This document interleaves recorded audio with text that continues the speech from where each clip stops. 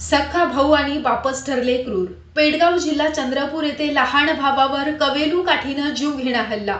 सिंदेवाही पेडगाव जिल्हा चंद्रपूर दिनांक 23 नोव्हेंबर किरकोळ घरगुती कारणावरून सख्ख्या भावानं आणि वडिलांनी मिळून लहान भावावर केलेल्या अमानुष आणि जीव घेण्या मारहाणीची संतापजनक घटना पेडगावात समोर आली।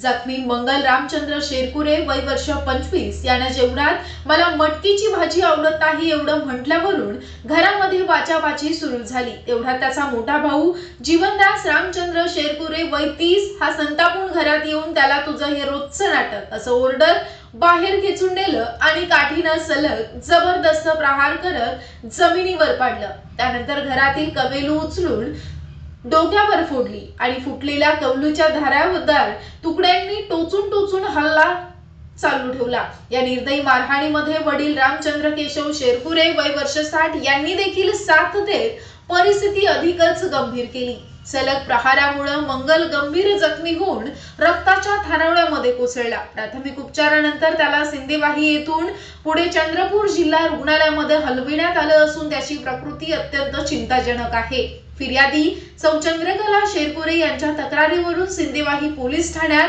गुन्हा क्रमांक 454/2025 कलम 109(3)(5) भादवीनुसार गुन्हा नोंदविण्यात आलाय। माहिती मिळताच पोलीस निरीक्षक कांचन पांडे सह पोलीस निरीक्षक सतीश मेश्राम यांच्या पथकानं घटनास्थळी धाव घेऊन जीवनदास रामचंद्र शेरकुरे या दोघांना तात्काळ अटक केली। कारवाईमध्ये पोलीस उपनिरीक्षक लांजेवार, पोलीस उपनिरीक्षक बावणे सह फौजदार देशमुख सह फौजदार सोनवणे, पोलीस हवालदार गोरुडे, पोलीस हवालदार राटकर, नारायण आफ्ताब यांनी सहभाग घेऊन काठी फुटलेली कवेलू आणि रक्ताचे नमुने जप्त केले। पुढे FSL चंद्रपूर तज्ञ टीमनं घटनास्थळी तपासणी करून रक्त नमुने फुटलेल्या कवेलूच्या धारदार तुकडे आणि हत्यारासहित ताब्यात घेतले। न्यायालयानं दोनही आरोपींना 3 दिवसांची पोलीस कोठडी रिमांड मंजूर केली असून पुढील तपास माननीय SDPO ब्रह्मपुरी जाधव यांच्या मार्गदर्शनाखाली सुरू आहे।